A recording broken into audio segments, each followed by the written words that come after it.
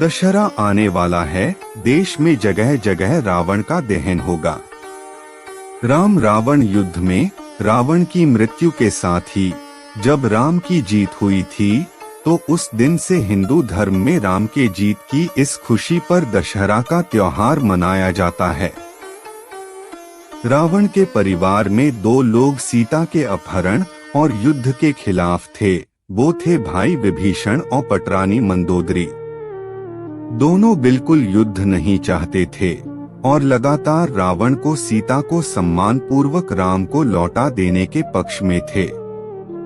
लेकिन ऐसा नहीं हुआ। लड़ाई हुई, उसमें रावण मारा गया। इसके बाद राम ने लंका का राजपाट रावण के छोटे भाई विभीषण को सौंप दिया। लेकिन क्या आपको मालूम है कि रावण की पटरानी मंदोदरी का क्या हुआ? आखिर क्यों उसने विभीषण से शादी का फैसला किया?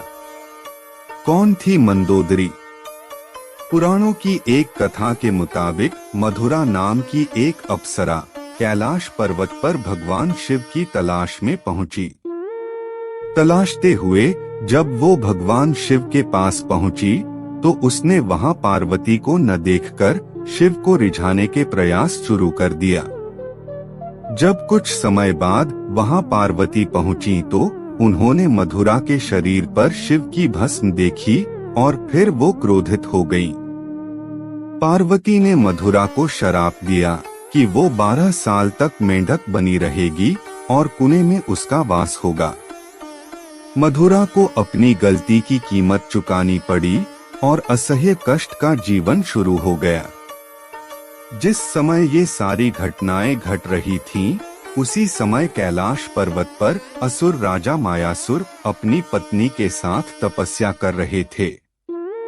दोनों एक बेटी की कामना के लिए तपस्या कर रहे थे।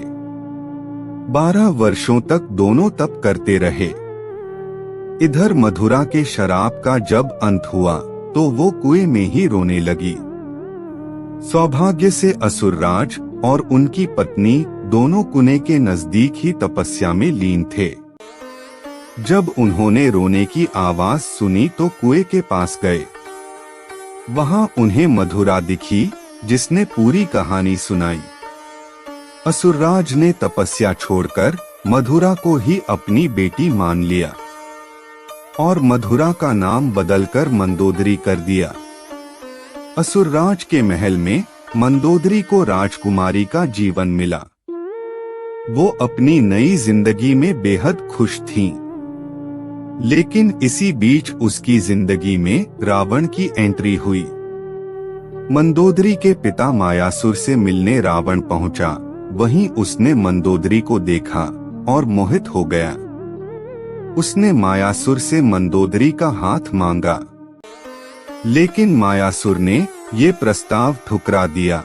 तो क्रोधित रावण ने मंदोदरी का अपहरण कर लाया।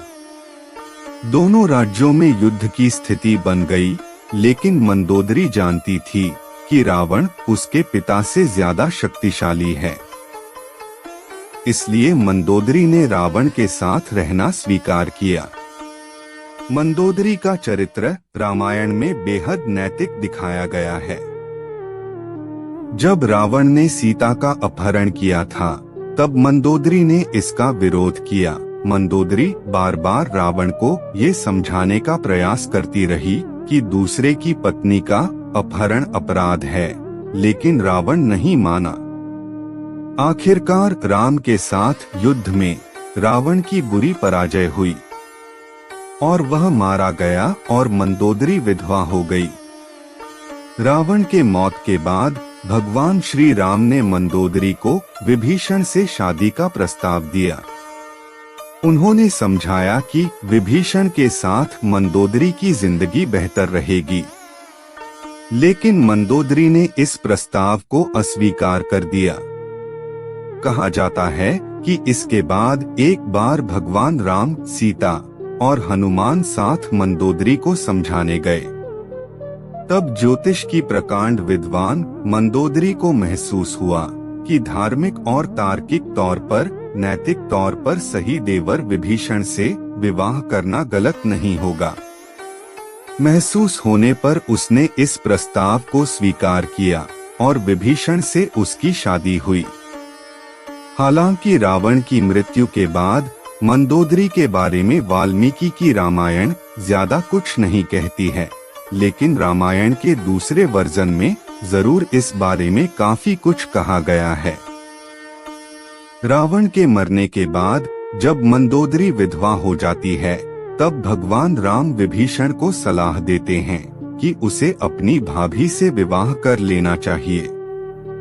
ये परंपरा उन दिनों मान्य थी, लेकिन विभीषण के पहले से कई रानियां थीं और वह इसके लिए तैयार नहीं थे। ये भी कहा जाता है कि अगर विभीषण ये शादी कर लेते तो उन्हें भाई की जगह लंका पर शासन का नैतिक अधिकार भी हासिल हो जाता।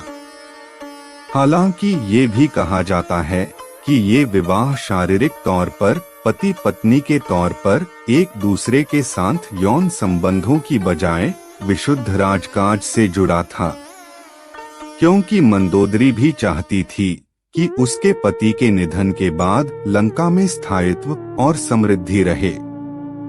वह राम से शत्रुता की बजाय मित्रता चाहती थी। रावण की मृत्यु के लिए उसने राम को कभी जिम्मेदार भी नहीं ठहराया। एक वजह ये भी बताई जाती है कि रावण के निधन के बाद मंदोदरी भी उसकी चिता के साथ सती होने जा रही थी, लेकिन राम ने उसे रोक लिया। इसके बाद मंदोदरी के पास देवर से विवाह करने के अलावा कोई विकल्प नहीं बचा था, इसलिए मंदोदरी को विभीषण से विवाह करना पड़ा।